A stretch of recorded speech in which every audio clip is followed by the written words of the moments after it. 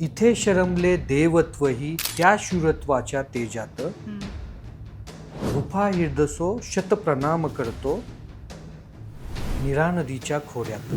शौर्य, संघर्ष, त्याग आणि असीम स्वामिनिष्ठा याचा संगम म्हणजे इतिहास प्रसिद्ध बांदल घराणे. छत्रपती संभाजी महाराजांच्या काळामध्ये बांदलांचे योगदान याविषयी मला आवडेल. गुफा हिरडसो बधुत प्रभूत बीजन पिया मज्जेत्र यत्रा कुवर्णा प्रल्लो संती पदोपदे. दस्तूर खुर्द छत्रपती शंभूराजांनी बांदल सेनेचं केलेलं वर्णन हे सर्व काही सांगून जातं. आपल्या पूर्वजांचा वारसा आपल्याला काय सांगतो त्याचा अभिमान बाळगून आपण आपली वाटचाल करणं गरजेचं आहे आणि हा वारसा जिवंत ठेवणं हे एक आपलं कर्तव्य आहे. बघा मॅडम, शिवपूर्व काळापासून बांदल घराणं शहाजीराजांबरोबर आहे, शिवाजी महाराजांबरोबर आहे, संभाजी महाराजांबरोबर आहे. या योगदानामध्ये, स्वराज्याच्या योगदानामध्ये बांदल घराण्याने खूप मोठं रक्त सांडलंय आणि बांदलांच्या 2 पिढ्या नष्ट झाल्यात. एक खळद बेलसरच्या लढाईमध्ये, जी स्वराज्याची पहिली लढाईमध्ये एक लढाई, फत्ते खानाविरुद्ध झालेली लढाई. स्वराज्याच्या यशाच्या मागे बांदल घराण्यांचे योगदान आहे का असं तुम्हाला वाटतं का? नमस्कार मंडळी, आपण ऐकत आहात आपल्या आवडत्या गप्पांच्या गावात वरचा स्वराज्य गाथा हा खास इतिहास प्रवास. आज आपण जाणून घेणार आहोत स्वराज्यासाठी पराक्रम गाजवणाऱ्या बांदल घराण्याची गाथा, त्यांचा इतिहास, लढाया, निष्ठा आणि स्वराज्यातील योगदान. आज आपल्यासोबत आहेत श्री प्रशांत बांदल, इंगवली, हिरडस, मावळ, भोर, पुणे येथील. अध्यक्ष सरदार कृष्णाजी राजे बांदल, देशमुख प्रतिष्ठान, महाराष्ट्र. तसेच ते बांदल घराण्यांचे वंशज देखील आहेत. शिवाजी महाराज यांच्या स्वराज्य स्थापनेच्या काळात बांदलांनी बजावलेली भूमिका नेमकी काय होती? इतिहासातील नोंदी, लोकपरंपरा आणि उपलब्ध पुराव्यांच्या आधारे आज आपण यावर सविस्तर आणि थेट संवाद साधणार आहोत. नमस्कार सर. नमस्कार मॅडम. गप्पांच्या गावात तुमचं खूप मनापासून स्वागत करते. यस. आणि सुरुवातीलाच कृतज्ञता व्यक्त करते की तुम्ही आमच्या शोवर आलात. आणि कारण हा जो स्वराज्य गाथा हा जो सेगमेंट आहे, माझे उद्दिष्ट एवढंच आहे हा सेगमेंट करण्यामागचं कारण की जास्तीत जास्त लोकांपर्यंत आपल्या शिलेदारांची माहिती पोचली पाहिजे. आपले शिलेदार कोण होते? कारण छत्रपती शिवाजी महाराज आणि संभाजी महाराजांबद्दल खूप गोष्टी अवेलेबल आहेत, पण बाकी जे इतर शिलेदार आहेत त्यांच्याविषयी माहिती पोचण्याचं हे एकमेव प्रामाणिक कारण आहे. आणि त्या कारण साध्य करण्यासाठी तुमची मला मदत होते, त्यासाठी खरंच मनापासून धन्यवाद देते. Yes ma'am. संवादाला सुरुवात करूया sir. Yes ma'am, sure. Bandal घराण्यांची ऐतिहासिक पार्श्वभूमी काय आहे आणि ते नेमके कोणत्या भागामध्ये प्रभावशाली होते? मॅडम, बांदल घराणे हे एक इतिहास प्रसिद्ध घराणं आहे. हे बांदल घराणं मुळात पुणे परगण्यातील 12 मावळापैकी एक असलेलं हिरडस मावळामध्ये स्थित होतं. त्यांच्याकडे पिढीजात 53 गावं, आळंदे ते उंबर्डे, म्हणजे आळंदे, इंगवली, संगमनेर इथून पासून वर्धा घाटामधील शेवटचं उंबर्डे हे गाव, इथपर्यंत त्यांना 53 गाव कुलवतन होतं. अच्छा. त्यांच्याकडे पिढीजात त्या भागाची देशमुखी होती. आणि तसं बांदल यांची सुरुवात आपण कृष्णाजीराजे नाईक बांदल आणि त्यांच्या सुविद्ध पत्नी दीपाऊ आऊसाहेब बांदल निंबाळकर यांच्यापासून करूयात. ओके. कृष्णाजी बांदल आणि दीपाऊ आऊसाहेब बांदल निंबाळकर हे बांदल घराण्यातील कर्तबगार स्त्री पुरुष. त्यांचं इतिहासातील योगदान अजरामर आहे. आता बांदल जे आहेत ते सुरुवातीपासून स्वातंत्र्य विचारसरणीचे, भलेही पहिले निजामशाही नंतर आदिलशाहीचे मांडलिकत्व 12 मावळमध्ये असेल, पण हे पहिल्यापासून भौगोलिक दृष्ट्या आदिलशाही आणि निजामशाही आणि हिरडस मावळ किंवा 12 मावळ ह्यातलं अंतर खूप दूर. त्यामुळे इकडचे सगळे सरदार हे स्वातंत्र्य विचारसरणीचे होते. त्यात कृष्णाजी बांदल आणि त्यांच्याकडे असणारी बांदल सेना ही जी आहे ती कर्तृत्ववान आणि लढाई बाण्याची होती. त्यांचा असणारा भौगोलिक प्रदेश, सह्याद्रीचा भौगोलिक प्रदेश, दऱ्याखोऱ्यांचा प्रदेश त्यांना अजून अभेद्य किंवा अजेय बनवतो. याच्यामध्ये बांदल घराण्यातील जी बांदल सेना होती त्याच्यामध्ये बाजी प्रभू देशपांडे, फुलाजी प्रभू देशपांडे हे बांदलांचे असणारे दिवाण, कारभारी, नंतर ते सरनोबतापर्यंत पोचले. याच्याबरोबर त्या भागातील असणारे चोर, विचारे, पडवळ, सडे, धुमाळ, पारठे, दामगुडे, पडवळ, चराटे अशी जी काही मराठा मावळे मंडळी आहे, त्याबरोबर बलुतेदार, आलुतेदार या सगळ्यांचा बांदल सेनेत भरणा होता. सरदार कृष्णाजीराजे बांदल हे स्वतंत्र विचारसरणीचे. त्यांनी आदिलशाहीला आणि निजामशाहीला कधीच जुमानलं नाही. त्याचं एक उदाहरण सांगतो मॅडम. 1625 सालची गोष्ट आहे. 1625 साली निजामशाही वजीर मलिक अंबर हा एक हापसी मुसलमान, जातीने हापसी मुसलमान, आणि त्याने कृष्णाजी बांदल आणि त्यांचं केंजळगाड्याच्या घेऱ्यात युद्ध झालं. हा हापसी मुसलमान एका गुलामापासून वजिरापर्यंत पोहोचलेला माणूस आहे. म्हणजे तो किती कर्तबगार आणि शूर असेल बघा. त्याचं आणि कृष्णाजी बांदलांचं केंजळगडाच्या घेऱ्यामध्ये लढाई झाली. आता या लढाईमध्ये कृष्णाजी बांदलांनी मलिक अंबरकडून केंजळगड जिंकून घेतला. निजामशाहीवर चालून गेलेला शिवपूर्व काळातील एकमेव जहागीरदार असं कानन मावळमधील मारळ घराण्यानं केलेलं कृष्णाजी बांदलांचं वर्णन खूप काही सांगून जातं.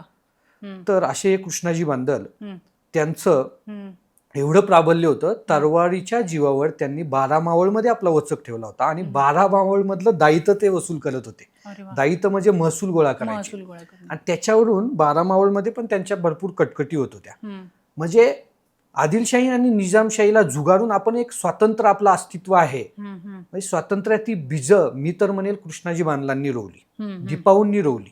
कारण की एक महिला समर्थपणे त्यांच्या पाठीशी उभी होती, एक कर्तबगार महिला त्यांच्या पाठीशी उभी होती. आता हे कृष्णाजीराजे बांदल, त्यांच्या आणि जेद्यांच्या 7 चकमकी झाल्या, कान्होजी जेद्यांच्या. आणि ह्या चकमकी खूप व्हायच्या, शेकडो लोक मारली जायची.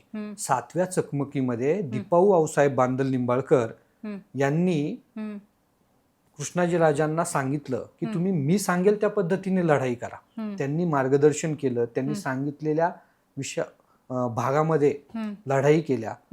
कासार खिंडीमध्ये शेवटची जेदे आणि बांदलांची चकमक झाली. त्या लढाईमध्ये म्हणजे शिवेचा सीमा जो असतो, शिव गाव शिव किंवा आपल्या मावळाची शिव, तिथे लढाई झाली. कासार खिंडीतल्या या लढाईमध्ये दोन्ही बाजूचं प्रचंड नुकसान झालं. बांदल त्या लढाईत विजयी झाले, पण शेकडो माणसं मारली गेली. पावसाळ्याच्या या काळामध्ये शेकडो माणसं मारली गेली. असं अशी एक आख्यायिका आहे की ती प्रेत जाळण्यासाठी लाकडं कमी पडली आणि घराचे वाशे जाळावे लागले. त्यावेळेस दोन्ही परिवारामधील कटकट म्हणजे तंटा कायमची वाढली, अशी एक कहाणी आहे. त्याच्यानंतर कृष्णाजीराजे कान्होजी यांचे सौख्य झाले. पण त्याच्यानंतर ह्या महसुली कारणावरून आदिलशाही कारभारी, चाकर, महसुली अधिकारी म्हणा, दादोजी कोंडदेव, त्याच्याशी बांदलांचे तंटे उडत होते. कृष्णाजी राजा आणि दादोजी कोंडदेव यांच्यात लढाई झाली आणि दादोजी कोंडदेव सपाटून हारला आणि तो पळून गेला. त्याचं घोडंही भुंड केलं आणि त्या शेपट्या त्याला पाठवल्या. त्याचा राग त्याच्या मनात. म्हणजे एवढं मोठं बांदलांचं प्राबल्य त्या हिडस मावळामध्ये होतं. आणि असं एक मातपर घराणं कोणीही विचार करेल आपल्याकडे असावं. त्याच्यानंतर गोतसभेसाठी बेलभाग भांडार पाठवून जीविताची हमी देऊन कान्होजी जेदे आणि इतर तत्सम सरदारांना मध्यस्थी घालून गोतसभेसाठी बोलवून दादोजी कोंडदेवने कृष्णाजी राजांचा घात केला आणि त्यांना कैद केलं आणि पुढे त्यांचा कैदेतच मृत्यू झाला. असं हे बांदल घराणं त्या हिडस मावळामध्ये आणि आजूबाजूच्या परगाण्यामध्ये अतिशय मातब्बर असं घराणं होतं. येस, अगदी बरोबर. मगाशी तुम्ही बोलताना उल्लेख केला बाजीप्रभू देशपांडे आणि बांदल घराणे यांचा काय संबंध होता? बाजीप्रभू, जसा मावळ मातीमध्ये 12 मावळ आहेत, प्रत्येक मावळचा एक देशमुख वतनदार, प्रत्येकाच्या पदरी देशपांडे, देशकुलकर्णी असत. तसं हे देशपांडे वतनाचे बाजीप्रभू, त्यांचे भाऊ फुलाजी प्रभू हे देशपांडे वतन म्हणजे काय, तर ते जमा खर्चाच्या नोंदी कारभारी होते, महसुली कारभारी. त्या वतनाचा महसुली कारभारी माणूस होता. पण बाजीप्रभू बांदलांची जी आहेत, हे तरुण पिढी, 2 पिढ्या बांदलांच्या नष्ट झाल्या कमी वयामध्ये स्वराज्य कार्यामध्ये. त्यामुळे बाजीप्रभू त्या कारभाऱ्यापासून सरनोबतापर्यंत पोहोचले. असे हे बाजीप्रभू म्हणजे सिकेपी चंद्रमौर्य कायस्थ प्रभू यांचं आणि बांधलांचं अतिशय सौख्य आणि बांधलांचे इमानी इतबारी काम करणारे कारभारी बाजीप्रभू देशपांडे. येस, अगदी बरोबर. पण बांदल घराण्याची पॉलिटिकल फ्लेक्झिबिलिटी जसं तुम्ही म्हणालात की शहाजी राजा दीपाऊ आऊसाहेबांपासून बांदल घराणं आहेच. स्वराज्याच्या यशाच्या मागे बांदल घराण्यांचं योगदान आहे का असं तुम्हाला वाटतं का? हे बघा मॅडम, शिवपूर्व काळापासून बांदल घराणं शहाजी राजांबरोबर आहे, शिवाजी महाराजांबरोबर आहे, संभाजी राजांबरोबर आहे. या योगदानामध्ये, स्वराज्याच्या योगदानामध्ये बांदल घराण्याने खूप मोठं रक्त सांडलंय आणि बांदलांच्या 2 पिढ्या नष्ट झाल्यात. एक खळद बैलसरच्या लढाईमध्ये, जी स्वराज्याची पहिली लढाईमधील एक लढाई, फत्ते खानाविरुद्ध झालेली लढाई, तो आदिलशाही सरदार फत्ते खान. दुसरी जी लढाई आहे पावनखिंडीतली, प्रतापगडातली लढाई असेल, या लढाईमध्ये बाजी बांदल वाढले गेले. तुमची जी ह्याची लढाई आहे गाधाडी तळेगावची लढाई, गाधाडी तळेगाव म्हणजे आताचं शिक्रापूर, या लढाईत रायजी बांदल वाढले गेले. म्हणजे ह्या 2 पिढ्या, त्याच्याबरोबर शेकडो बांदलवीर आणि हिडस मावळातील मावळे धारातील ती पडले. आणि या मावळ्यांमुळे, यांच्याबरोबर 12 मावळातील असंख्य मावळे असतील, यांच्यामुळे खरं स्वराज्य उभं राहिलं. आणि गनिमी कावा जो मराठेशाहीला मिळाला तो याच मावळ खोऱ्यातील, मावळ मातीतील मावळ्यांनी दिला. अगदी बरोबर. बांदल घराणं हे शिवाजी महाराजांच्या स्वराज्य मोहिमेमध्ये कसं जोडलं गेलं? मॅडम, इथं मी आपल्याला पॉइंट आउट करेल, बांदल घराणं हे शिवपूर्व काळातच शहाजी महाराजांबरोबर जोडलं गेलं. याच्यामध्ये एक कहाणी आहे. शहाजी महाराज आणि संभाजी निंबाळकर, फलटणचे राजे, हे यांचे सलोख्याचे संबंध. पण कृष्णाजी बांदलांच्या मृत्यूनंतर बांदल घराणे परागंदा झालं हिरडस मावळामधून. वैरणा पडला, सगळं अस्ताव्यस्त झालं. दीपाऊ आऊसाहेब आपले पुरातन सोयरे संभाजी निंबाळकर यांच्याकडे घेऊन बाजी बांदलांना गेल्या. बाजी बांदल हे कृष्णाजी बांदलांचे पुत्र. त्यांची मोठे भाऊ चांजी बांदलांची मुलगी संभाजी निंबाळकरांचे पुत्र रंभाजी यांना दिली होती. म्हणजे ध्वाडी, मराठी भाषेत ध्वाडी म्हणायचं. तर संभाजी निंबाळकरांकडे असताना बाजी बांदलांनी लढाईचे, शस्त्र चालवण्याचे, घुडसवारीचे सगळे धडे घेतले. दीपाऊ आऊसाहेबांनी आपल्या मुलाला राजनीती, कूटनीती, हिडस मावळातील डोंगरदऱ्यांचा अभ्यास, सगळा अभ्यास शिकवला. त्यामुळे एकच कृष्णाजी बांदलांचा हा शूर चिरंजीव, शूर मुलगा संभाजी निंबाळकरांच्या फौजेत सामील झाला. ज्यावेळेस शहाजी महाराज आणि पठाणांची विजापुरामध्ये लढाई चालू झाली, त्यावेळे संभाजी निंबाळकर त्या लढाईत सामील झाले. बाजी बांदलांना ते म्हणले, तुम्ही पाहुणे आहात, तुम्ही डेरियात राहा, आम्ही लढाई उरकून परत येतो. परंतु एक लढवय्या कधीही घरी बसणार नाही. त्यांनी खूप आग्रह केला आणि लढाईत सामील व्हायचं ठरवलं. तेव्हा संभाजी निंबाळकरांनी एक उत्कृष्ट घोडा त्यांना दिला, उत्कृष्ट तलवार दिली. आणि संभाजी निंबाळकर, शहाजीराजे भोसल्यांची भली माणसं, पठाणांविरुद्ध लढण्यासाठी विजापुराला गेली. खूप मोठी लढाई झाली, पठाणांचा पाडाव झाला. या लढाईमध्ये कृष्णाजी बांदलांप्रमाणे अतुलनीय शौर्य दाखवलं बाजी बांदलांनी. त्यांची तलवारबाजी पाहून सगळे अवाक झाले. आणि त्यामध्ये जी शहाजी राजांची स्वतःची भली माणसं होती, सरदार मंडळी होती, देशमुख मंडळी होती, त्यांनी या सगळ्या लढाईचं विवरण शहाजी राजांकडे केलं. तो एक भला माणूस कृष्णाजी पुत्र बाजी नाईक बांदल, त्यांनी एकतारी केली. एकतारी केली म्हणजे एक हाती युद्ध जिंकण्यामध्ये सहाय्य केलं, पठाण मोडण्यास मदत केली. आणि ही सगळी हकीकत शहाजी राजांना समजल्यावर, अरे असला तर योद्धा आपल्याकडे हवाय, म्हणून सांगावा पाठवला. कुणाला पाठवला? संभाजी निंबाळकरांना. संभाजी निंबाळकर म्हटले, जी कृष्णाजी बांदलांची गत झाली तीच गत झाली, हा आपल्याकडे पाहुणा माणूस. हम्म, तर कृष्णाजीराजे म्हटले, जे संभाजी निंबाळकर बोलले हम्म, की हा माणूस नाही आमच्याकडे. हम्म, हम्म, मग परत त्या भल्या लोकांना, सरदार मंडळींना विचारलं, तुम्ही तर सांगितलं हम्म, कृष्णाजी पुत्र बाजी बांदल हम्म, निंबाळकरांच्या फौजेत आहे. हम्म, भल्या माणसांनी परत अर्ज केला हम्म, की आम्ही बघितलंय, हम्म, तो कृष्णाजी पुत्र बाजीच आहे. हम्म, त्यामुळे त्यांनी का मनात सल धरली माहीत नाही, पण संभाजी निंबाळकरांकडेच आहे. हम्म, मग संभाजी निंबाळकर बोलले, हम्म, म्हणजे शहाजीराजांनी त्यांना अभय दिलं हम्म, की आम्ही त्यांचं ऊर्जित करू इच्छितो, हम्म, तर तुम्ही कृपया हम्म, त्यांना घेऊन या. हम्म, मग हम्म, शहाजीराजांनी शब्द दिल्यानंतर संभाजी निंबाळकर हम्म, कृष्णाजी नाईक बांधलांना घेऊन हम्म, शहाजीराजांकडे गेले, हम्म, पायावरी डोळी ठेवले हम्म, आणि शहाजीराजांनी आशीर्वाद दिला. हम्म, बाबा हे काय झालं, कसं झालं. हम्म,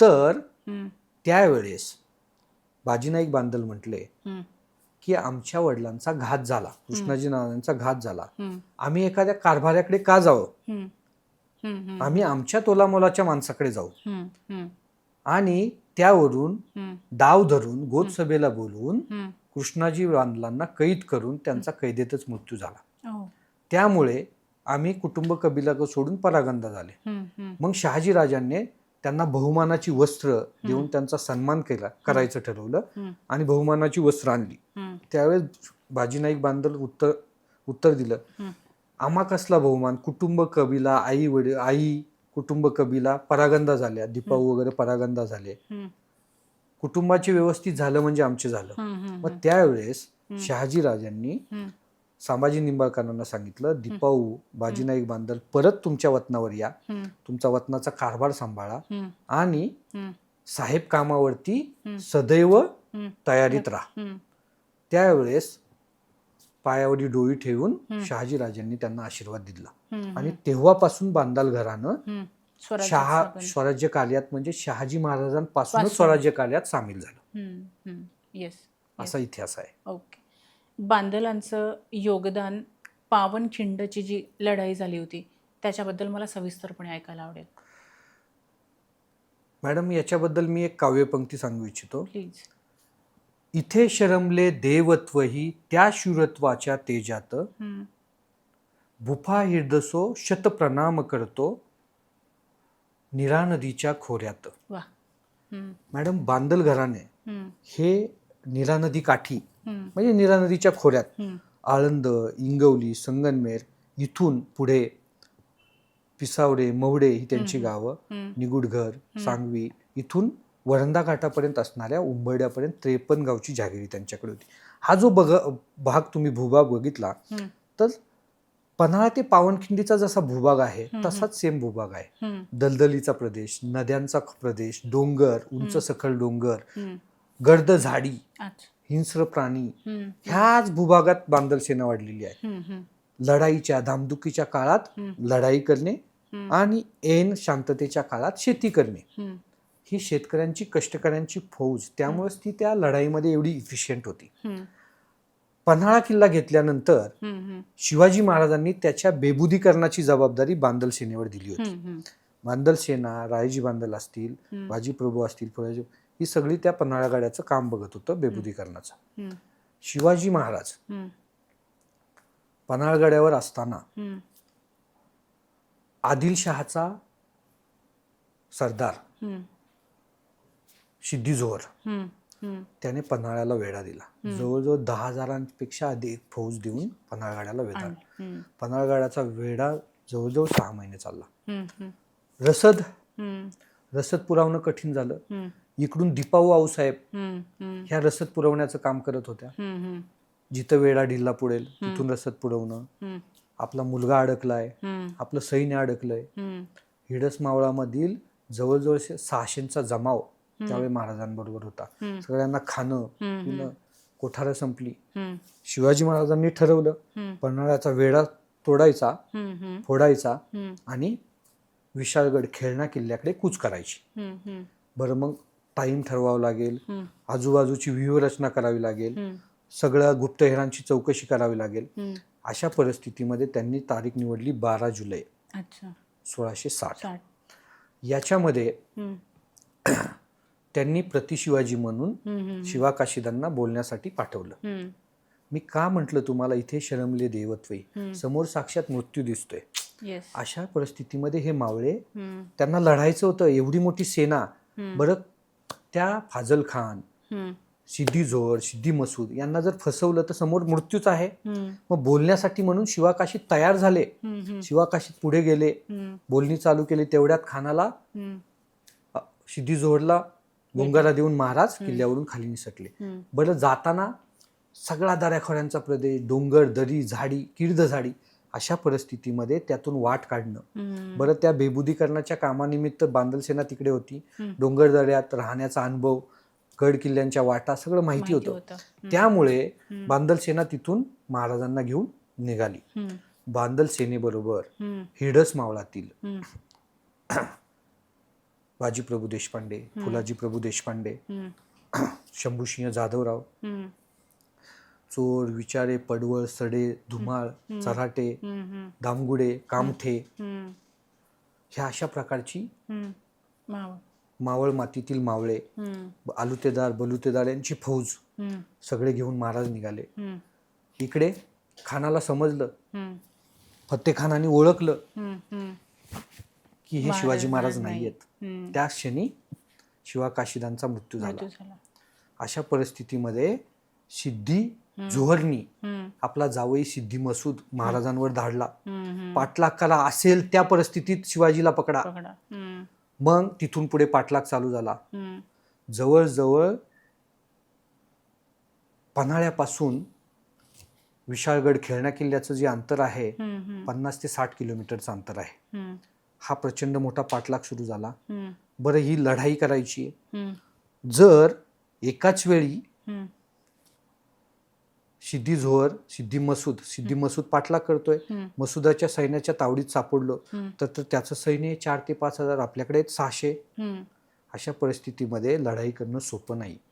मग गनिमी काव्याचा आधार घ्यायचं ठरवलं. मग महाराजांनी काय ठरवलं की बाजीप्रभू आणि त्यांच्याबरोबर 300 बांदल मावळे, बांदल सेनेतील बांदल मावळे, हे गजापूरच्या आसपास ठेवायचं.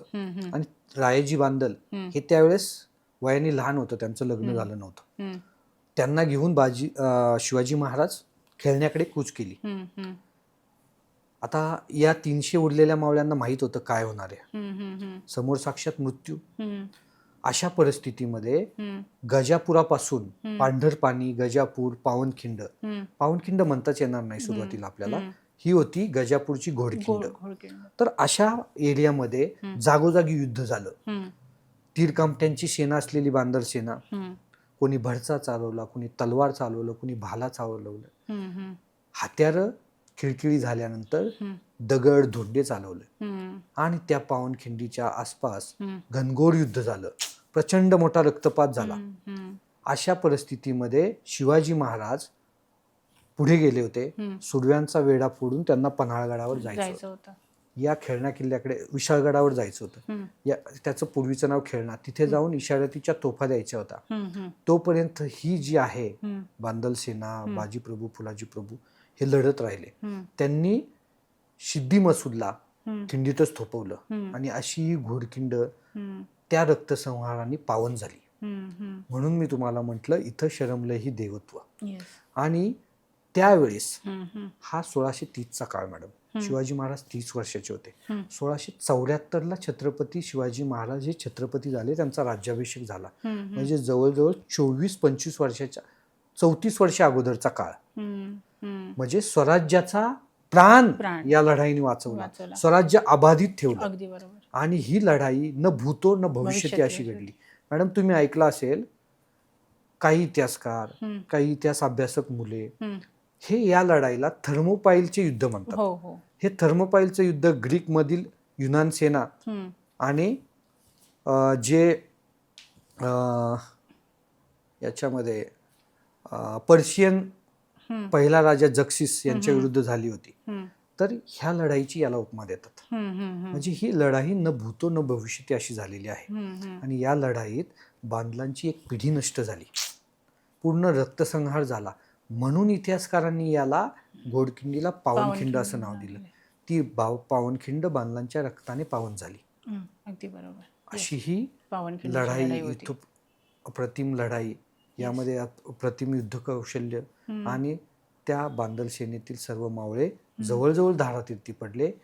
ज्यावेळी इशारतींच्या तोफा झाल्या त्यावेळेस जे काही 10-20 मावळे उरले होते त्यांनी शंभूसिंह जाधव, फुलाजी प्रभू, बाजी प्रभू यांचे पार्थिव घेऊन जंगलात प्रसार झाले आणि मग पन्हाळ्यापर्यंत पोहोचले. तिकडे छत्रपती शिवाजी महाराज तिथेही जाता जाता काही ठिकाणी लढाई झाली. सुरव्यांचा वेढा फोडून गडावर गेले आणि इशारतींच्या तोफा दिले. मग छत्रपती शिवाजी महाराज या लढाईतून खरे वाचले आणि त्यावेळेस त्यांनी बांधलांचं जे अतुलनीय पराक्रम पाहून सदृदय त्यांना रडू आलं. त्यांनी दीपाऊंना सगळी हकीकत सांगितली, जिजाऊंना सगळी हकीकत सांगितली. दीपाऊंचं सांत्वन करण्यासाठी ते बांधलांच्या गावी आले भोर तालुक्यामध्ये. तिथे आल्यानंतर त्यांनी बांधलांचं सांत्वन केलं, दीपाऊंचं सांत्वन केलं, बाजीप्रभूंचं सांत्वन केलं. जी तलवारीच्या धारेचं पहिलं मानपत्र कान्होजी जे त्यांना दिलं होतं त्यांच्याशी सल्लामसलत करून ते तलवारीच्या धारेचं पहिलं मानाचं पान ते दीपाऊंना, रायजी बांधलांना दिलं आणि ह्या पावनखिंड लढाईचं सांत्वन त्यांनी त्या प्रकारे केलं. अशी ही पावनखिंड लढाई आहे. छत्रपती संभाजी महाराजांच्या काळामध्ये बांधलांचं योगदान ह्याविषयी ऐकायला आवडेल. मॅडम मी सांगेन, भूपा हिरडसो बदुत प्रभूत बीजन पिया मज्जेत्र यत्रा कुवर्णा प्रल्लो संती पदोपदे. दस्तूर खुर्द छत्रपती शंभूराजांनी बांदल सेनेचं केलेलं वर्णन हे सर्व काही सांगून जातं. भूपा हिरडसो बदुत प्रभूत बीजन पिया मज्जेत्र यत्रा कुवर्णा प्रल्लो संती पदोपदे. हिरडस मावळचे लोकप्रिय राजे पदोपदी माझा आणि माझ्या सैन्याचा जोर वाढवत आहेत आणि माझी यशोगाथा सफल करत आहेत. हे छत्रपती दस्तूरखुद्द शंभू छत्रपतींनी बांदल सेनेचं केलेलं वर्णन. मोगलांविरुद्धच्या लढाई असोत, गाधाडी तळेगावची लढाई असो, बांदल सेनेचं शौर्य अतुलनीय आहे. गाधाडी तळेगावच्या लढाईमध्ये म्हणजे छत्रपती ज्यावेळेस दक्षिण दिग्विजयाला गेले त्यावेळी बांदल त्यांच्याबरोबर दक्षिण दिग्विजयाला गेले. पण त्याच काळात मोगलांनी गाधाडी तळेगाव घेतलं. गाधाडी तळेगाव म्हणजे आताचं शिक्रापूर ते घेतलं. मग राघोबल्लाळ आत्रे यांच्याबरोबर लढण्यासाठी फौजेची गरज होती. महाराजांनी रायजींना परत पाठवलं. रायजींनी तो विडा उचलला. राघोबल्लाळ आत्रेंबरोबर गाधाडी तळेगावच्या लढाईत भयंकर युद्ध झालं आणि या युद्धात मुघल पाडले गेले. परंतु बांदल घराण्यातील एक दैदिप्यवान मोती ढासळला गेला. त्या लढाईत रायजी बांधलांचा मृत्यू झाला. अशा ह्या बांदल घराण्याचं प्रचंड मोठं योगदान होतं. सुरुवातीला आपण पाहू शकतो 1648 साली खळद बेलसरची लढाई, तिथे बांधलांचे जवळजवळ 250 लोक मारले गेले. आणि त्या लढाईनंतर दुसरा लढाई प्रतापगडचं युद्ध, म्हणजे प्रतापगडचं युद्ध म्हणण्यापेक्षा जावलीचं युद्ध. ज्यावेळेस जावलीच्या मोलांचा प्रादुर्भाव जास्त वाढला, छत्रपतींना समजेना की हा एक मोठा मातब्बर माणूस. बरं, ह्या सगळ्या सरदारांच्या एकमेकांशी वैवाहिक संबंध असायचे, रोटीबेटी व्यवहार असायचे. मग जावलीचा पाडाव तर करायचा आहे. जावली हा अतिशय दुर्गम भाग, प्रतापगड, आजूबाजूचे किल्ले आणि त्याच्या बाजूला असणारं घनदाट जंगल, अशा प्रदेशात जावलीची मोहीम आखणं ही खूप कठीण काम होतं. तर त्याचा विडा बाजी बांधलांनी विचारला, चंद्रराव धरून आणतो म्हणून. आणि जावलीच्या पहिल्या स्वारीत खूप मोठी घनघोर लढाई झाली. चंद्रराव पकडून आणला आणि शिवाजी महाराजांच्या स्वाधीन केला. परंतु काही न ऐकल्यामुळे चंद्रराव परत निसटला. तर अशा परिस्थितीमध्ये जावलीचे युद्ध, त्यातही बांधलांचं खूप मोठं योगदान आहे. जावलीचा पाडाव करण्यात जावलीची 2 युद्ध झाली. पहिल्या युद्धात बाजी बांदल उपस्थित होते आणि त्या लढाईमध्ये मोऱ्यांचा पाडाव करण्यास खूप मोठं योगदान आहे बाजी बांधलांचं. त्याच्यानंतर प्रतापगडचं युद्ध झालं. हम्म, प्रतापगडचं युद्ध अफजल खान, हम्म, त्यावेळेसही खूप मोठं युद्ध झालं. हम्म, त्या युद्धामध्ये हम्म, बाजी बांदल, हम्म, शिळीमकर, हम्म, जेदे हम्म, असे मावळातील मातब्बर सरदार सहभागी झाले. हम्म, आणि त्या युद्धामध्ये अतुलनीय शौर्य दाखवून अफजल खानाची फौज हम्म, कापली गेली. हम्म, या लढ्यातही बांधलांचं योगदान. हम्म, त्याच्यानंतर हम्म, ही झालं 1658ची लढाई. हम्म. त्यानंतर 1660ची पन्हाळा पावनखंड हा मोहीम.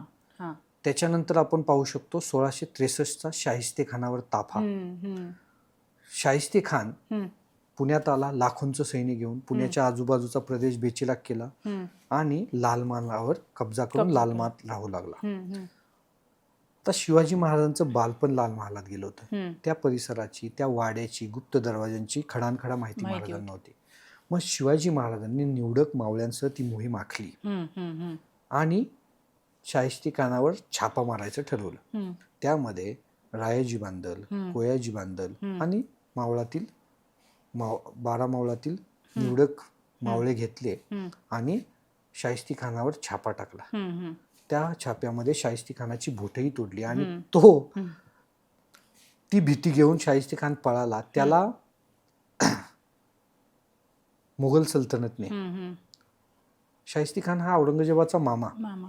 मुघल सल्तनत दरबारात न बोलवता परस्पर दूर पाठवलं. हम्म, हम्म, एवढं त्यामुळं मुघल सल्तनतची मानहानी झाली. हम्म, हम्म, त्याच्यानंतर झाल्यानंतर 1666च्या आसपास हम्म, पुरंदराचा तह मिर्झा राजा आला. हम्म, त्यावेळेसही बांधलांचं महत्वाचं योगदान आहे. हम्म, मिर्झा राजे जयसिंगाने पुरंदराला वेढा दिल्यावर हम्म, तह झाला.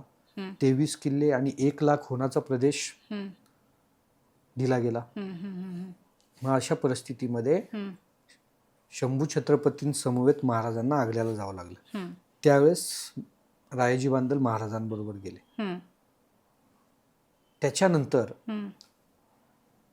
दुसरा आला दक्षिण दिग्विजयाचा भाग. हो.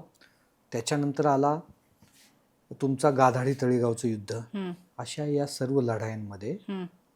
बांधल होते. छत्रपतींबरोबर, शंभूराजांबरोबर बांधल बांदल होते. सेनेचं योगदान, हम्म, रायाजी अतुलनीय. बांदल असतील, बाजी बाजी- बांदल असतील, बाजी प्रभू, फुलाजी प्रभू, हम्म. त्याच्यानंतर कोयाजी बांदल असतील, या सर्वांचं योगदान हे प्रचंड आहे. बांदल घराण्याचा उल्लेख कोणत्या ऐतिहासिक कागदपत्रांमध्ये आढळतो?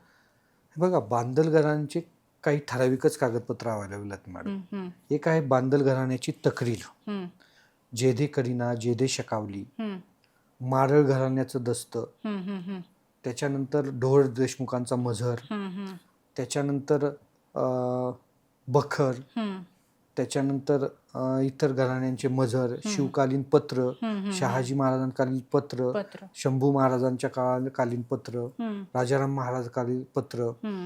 ह्या सगळ्यांमध्ये बांदल घराण्याचा उल्लेख उल्लेख आहे. आढळतो. हम्म, जे शिवकालीन पुस्तक आहे, हम्म, काव्यरूपी पुस्तक आहे, हम्म, हम्म, त्या पुस्तकातही बांदलांचा उल्लेख आहे. हम्म, हम्म.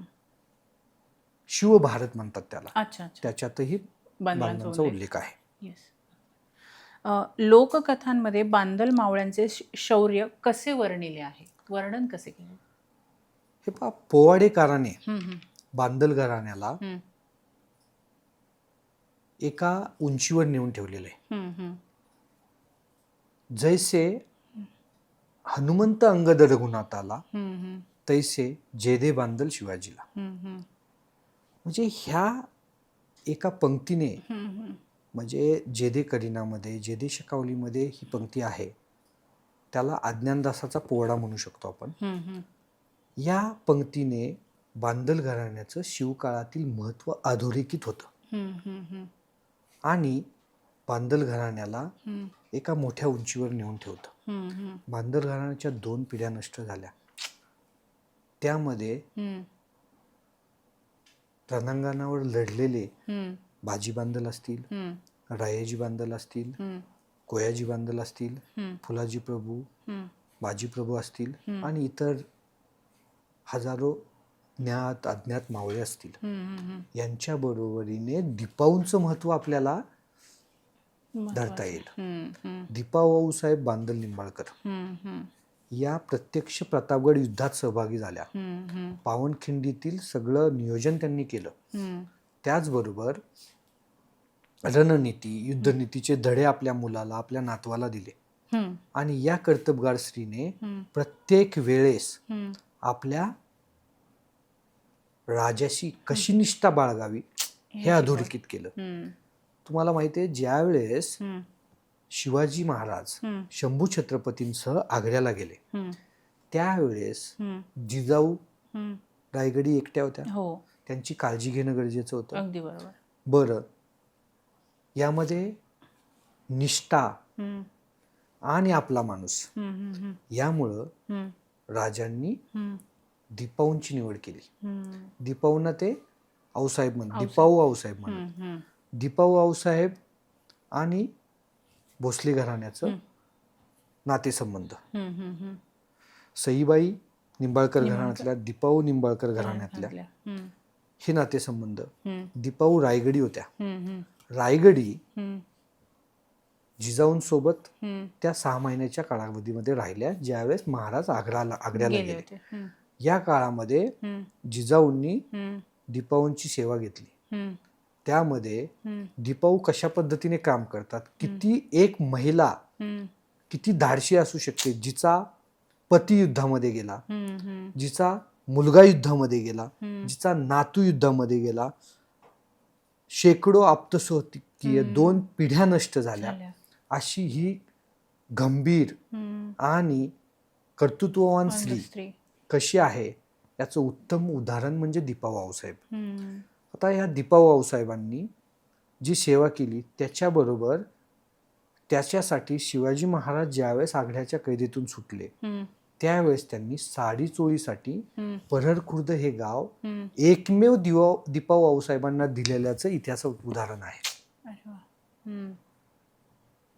असं हे बांदल घराण्याचं इतिहासातील योगदान आणि त्यांच्या कर्तृत्ववान माणसांमुळं अधोरेखित होतं.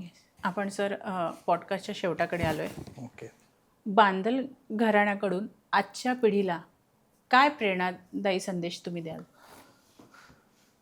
शौर्य, संघर्ष, त्याग आणि असीम स्वामीनिष्ठा याचा संगम म्हणजे इतिहास प्रसिद्ध बांदल घराणे.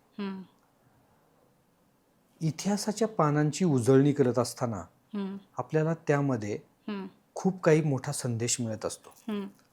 आता मी सांगितल्याप्रमाणे शौर्य, त्याग, असीम स्वामीनिष्ठा हे जे आहे, याच्याबद्दल सांगताना झालं तर स्वामीनिष्ठा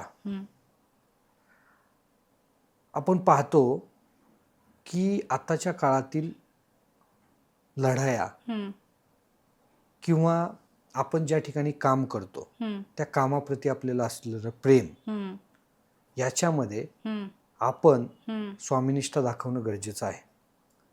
आपण चांगल्या प्रकारे काम करणं गरजेचं आहे. आपण एखाद्या कंपनीत काम करत असू किंवा एखाद्या हुद्द्यावर काम करत असू, तर अशा ठिकाणी आपण मनापासून स्वामीनिष्ठ राहून काम करणं गरजेचं आहे. दुसरं, जिद्द. आपण इतिहासाच्या पानांची उजळणी करत असताना आपण वर्तमानातून ज्यावेळेस आपण भविष्याकडे जात असतो, त्यावेळेस आपल्याला वेगवेगळ्या प्रकारची संकट येत असतात. अशा संकटांमध्ये जिद्दीने उभे राहून ते संकट पेलावून नेण्यासाठी आपल्याला जो आपला पूर्वजांकडून मिळालेला वारसा आहे, जी जिद्द आहे, ती त्या आपल्याला त्या इतिहासातून मिळत असतो. अगदी बरोबर. आपले मूळ न विसरणे, आपण कुठून आलो आहोत, आपल्याला कोणाचा वारसा आहे, हे आपल्याला यातून अधोरेखित होतं आणि आपण त्याप्रमाणे जीवन आचरण करणं गरजेचं आहे. अभिमान, आपल्या पूर्वजांचा वारसा आपल्याला काय सांगतो, त्याचा अभिमान बाळगून आपण आपली वाटचाल करणं गरजेचं आहे. आणि हा वारसा जिवंत ठेवणं हे एक आपलं कर्तव्य आहे. कारण जो इतिहास विसरला तो इतिहास घडवू शकत नाही. Yes yes. सर, बांदलवीरांची आत्ता सद्यस्थितीत समाधी कुठे आहे आणि आत्ता वर्तमानात बांदलांचे वंशज यांचं स्थायिकत्व कुठे आहे? हे पहा मॅडम, कृष्णाजीराजांच्या मृत्यूनंतर, हम्म, बाजीबांधांच्या मृत्यूनंतर, हम्म, रायजीबांधांच्या मृत्यूनंतर आणि दीपाऊंच्या नंतर त्यांची समाधीस्थळं हम्म, बांधलांचं मधल्या पातीचं गाव पिसावरे हम्म. या ठिकाणी या सर्व वीरांची समाधीस्थळं आहेत. ओके. तसं हम्म, 1677-88 साली हम्म, 88 साली हम्म, दीपाऊंनी हम्म, बांदल परिवाराच्या हम्म, म्हणजे हम्म, रायजी बांदल धारातीर्थी गाधाडी तळेगावच्या लढाईत धारातीर्थी पडल्यानंतर हम्म. आपल्या नाथसुनांच्या वाटण्या केल्या. ओ. म्हणजे पहा, ही एक स्त्री हम्म, आणि ती किती कर्तबगार होती. हम्म, तिने आपल्या नाथसुनांच्या वाटण्या केल्या. हम्म, हम्म, तसं रायाजी बांधलांना 5 मुले, हम्म, थोरला संक्राजी, हम्म, दुसरा मानाजी, हम्म, तिसरा बाजी, हम्म, चौथा चांदजी हम्म, आणि 5वा संताजी. हम्म, परंतु त्यांच्या 3 मुलांचा उल्लेख आपल्याला सापडतो वाटणीपत्रामध्ये. हम्म, 2 मुलांचा उल्लेख सापडत नाही. हम्म, बहुधा ती लढाईत मारली गेली असतील हम्म, किंवा हम्म, काही कारणास्तव त्यांचा उल्लेख सापडत नाही. हम्म, याच्यामध्ये हम्म, थोरल्या मुलाला मोहडं गाव दिलं, हम्म, शिक्याचा हिस्सा दिला, हम्म, आजूबाजूची गावं दिली. हम्म, 2 नंबरचा मुलगा पिसावरं दिलं, हम्म, त्याला इसापतीचा 1/2चा हिस्सा दिला हम्म, आणि आजूबाजूची काही गावं दिली. हम्म, तिसरा मुलगा हम्म, चांजी, हम्म, त्याला इंगवली हम्म, इंगवली गावामध्ये इसापतीचा 1/2चा हिस्सा दिला. हम्म, हम्म, इंगवली गावची पाटीलकीही दिली.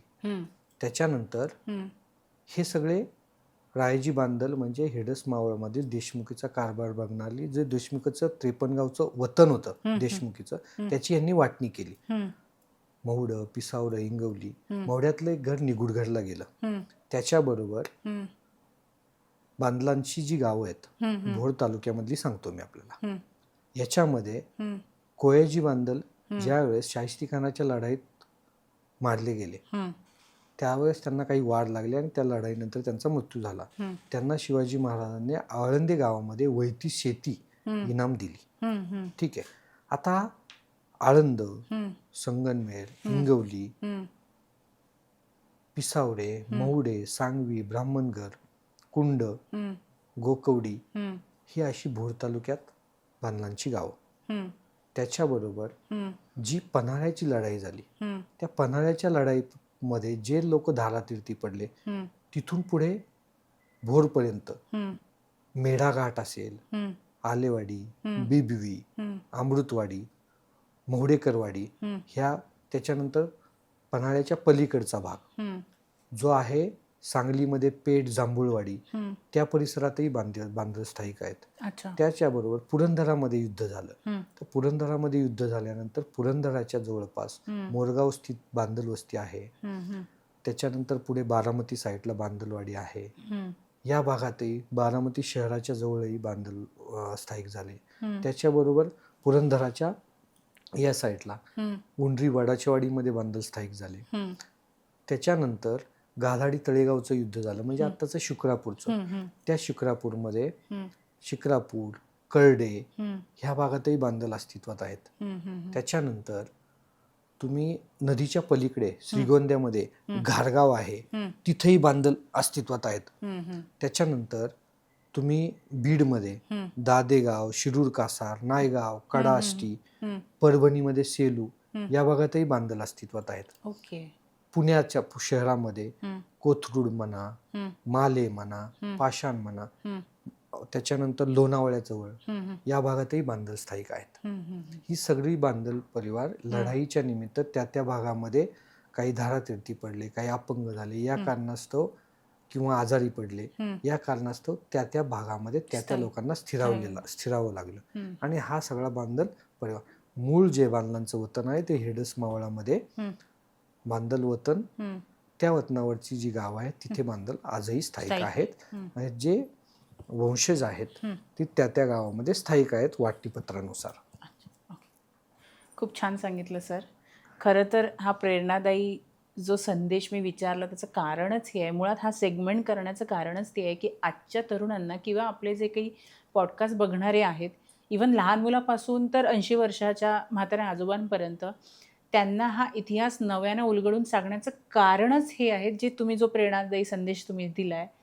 अभिमान असला पाहिजे आपल्याला. आपण कुठून आलो आहोत, आपला इतिहास काय, कारण त्याचीच आपल्या भविष्याकडे जाताना जी संकटं येतात त्यांना पार करण्याची शक्ती ही आपल्या इतिहासातच कुठेतरी आहे. Yes madam. आणि आमच्या सेगमेंटचा उद्देश तोच आहे.